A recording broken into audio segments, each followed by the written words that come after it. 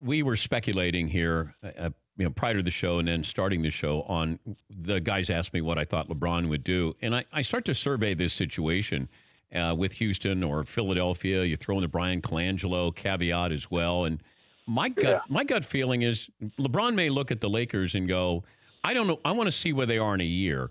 Philadelphia, that might be a possibility. But also, I get the feeling LeBron might just say, let me sign one more year in Cleveland and then survey the situation.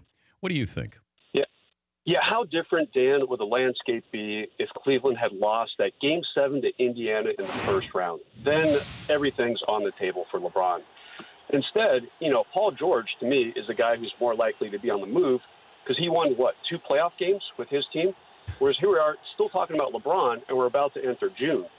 So I think, there's a chance that LeBron stays in Cleveland. I still think he'll be on the move. I always go back to what he said during the All-Star break.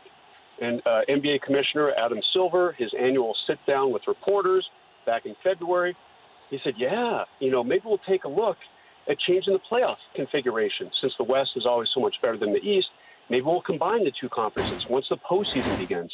And then LeBron was asked about it either that day or the very next day, and he was like, no, I love the way things are lined up right now. All he knows is the East. And it's almost like an intentional walk for him every single year to get to the finals. And not quite the case this year, obviously. A couple Game 7s already for him. But you get the feeling that he will stay in the East. Who's going to be with the Lakers starting next season?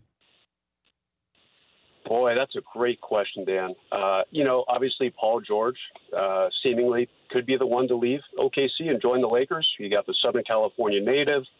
You get the feeling the Lakers are going to start courting him very actively in about a month when free agency begins, 9:01 p.m. Pacific time, June 30th. I would not be surprised if he is on the team.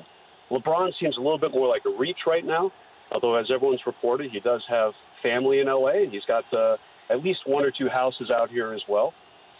Kawhi Leonard, I don't see quite as much because I'm not sure the Lakers want to give up their young assets at this point.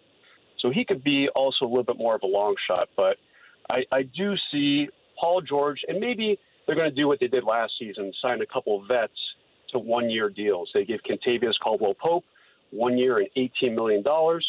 And they acquired Brook Lopez in the last year of his contract, and he was about $23 million. So if all else fails, I see them doing a bunch more one-year deals. And, hey, they're looking at it as a 2-year process. If they don't get anyone this summer, next summer you look at Klay Thompson potentially being free. Kawhi Leonard could be free in a year, a free agent in a year, as opposed to costing you a lot of assets right now. And also Jimmy Butler is potentially a free agent next July.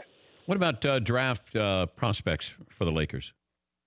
25 is a little low. They're ecstatic to be back in the first round. They got the pick from Cleveland as part of the Isaiah Thomas trade. They've done pretty well at the end of the first round the last couple of years. Last year, they got Kyle Kuzma at 27. Josh Hart became a starter by the end of the year, and he was a 30th overall pick.